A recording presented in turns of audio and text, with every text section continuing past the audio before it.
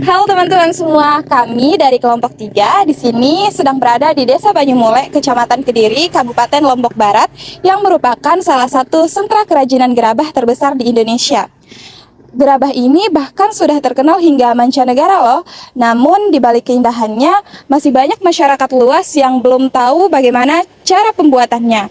Nah, kalau teman-teman penasaran bagaimana cara pembuatannya, saksikan video ini hingga akhir ya. Bye! Assalamualaikum Ibu. Perkenalkan Ibu, kami ini mahasiswa dari S1 Akuntansi. Hadirnya kami di sini, kita tuh mau belajar cara pembuatan gerabah. Sebelumnya Bu, boleh kita perkenalan dulu ya Bu? Boleh, nama saya Yuliani, saya di sini sebagai selaku ownernya. Ownernya. Iya. Nah Ibu, kita mau Ibu belajar. Nah di sini Ibu mulai usahanya dari kapan Ibu? Mulai usaha dari orang tua sih mulai dari tahun 90-an. 90-an, berarti turunan ya Bu ya? Iya. Nah Ibu, ada nggak sih masalah di sini yang selama ini kayak disulitin gitu Bu? Kayak gimana Ibu? Untuk kesulitannya mungkin di cuaca ya, mungkin kalau lagi hujan gitu ya, kan barang yang sudah dibuat itu lama keringnya gitu, dan proses pembakarannya juga terhalang gitu. Gitu Bu. Kualitas tanah kira-kira bagus sih Bu atau gimana? Kalau kualitas tanahnya pada saat hujan itu nggak bagus, soalnya kan tanah yang diambil dari gunung itu bisa becek ya kan, jadi kita tidak bisa mengambilnya. Iya. Untuk ini Bu, harga kisaran di sini tuh berapaan Bu? Dari berapa hingga berapa ya Bu? Mulai dari terkecil itu mungkin sekitar 10.000 ya, mungkin dari asbak gitu, kayak sloki gitu ya. Nah, iya. Ternyata kegiatan ini bukan hanya sekedar aktivitas ekonomi biasa, tetapi juga banyak banget nih nilai-nilai Pancasila yang terkandung di dalamnya. Pertama, kita bisa melihat dari sila yang pertama yaitu ketuhanan yang Maha Esa. Dalam kehidupan sehari-hari, para pengrajin gerabah tidak pernah lepas dari nilai spiritual. Banyak dari mereka yang selalu memulai pekerjaan dengan berdoa, memohon kelancaran dalam proses pembuatan, serta berharap hasil yang mereka buat dapat bermanfaat dan membawa rezeki yang baik. Hal ini menunjukkan bahwa pekerjaan yang mereka lakukan bukan hanya sekedar mencari keuntungan, tetapi juga dilandasi dengan keimanan dan rasa syukur kepada Tuhan. Selanjutnya, pada sila kedua yaitu kemanusiaan yang adil dan beradab. Dari proses pembuatan gerabah, kita bisa melihat betapa besar usaha, tenaga, dan kesabaran yang dibutuhkan oleh para pengrajin. Mulai dari mengolah tanah liat, menguntuh dengan teliti, hingga proses pembakaran yang penuh dengan resiko. Sebagai masyarakat, kita harus memiliki rasa empati dan menghargai kerja keras tersebut. Kita tidak boleh meremehkan hasil karya mereka hanya karena terlihat sederhana.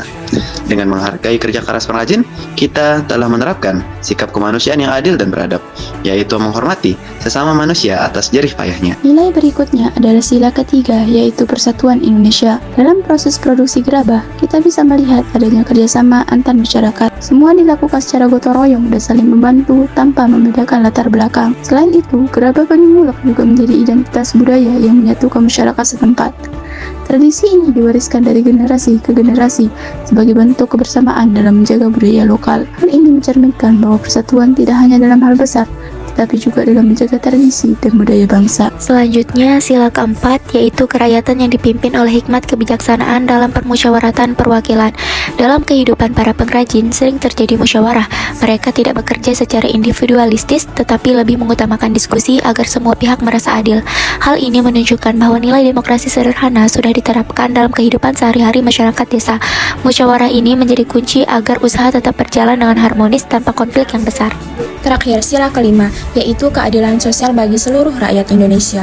Gerabah menjadi salah satu sumber penghasilan utama bagi masyarakat di Desa Banyumulek. Selain itu, hasil kerajinan ini juga membuka lapangan pekerjaan bagi masyarakat sekitar, sehingga manfaatnya tidak hanya dirasakan oleh satu orang saja, tetapi oleh banyak orang. Ketika masyarakat luar membeli dan menghargai produk gerabah lokal, secara tidak langsung kita ikut membantu menciptakan pemerataan ekonomi dan kesejahteraan bagi para pengrajin.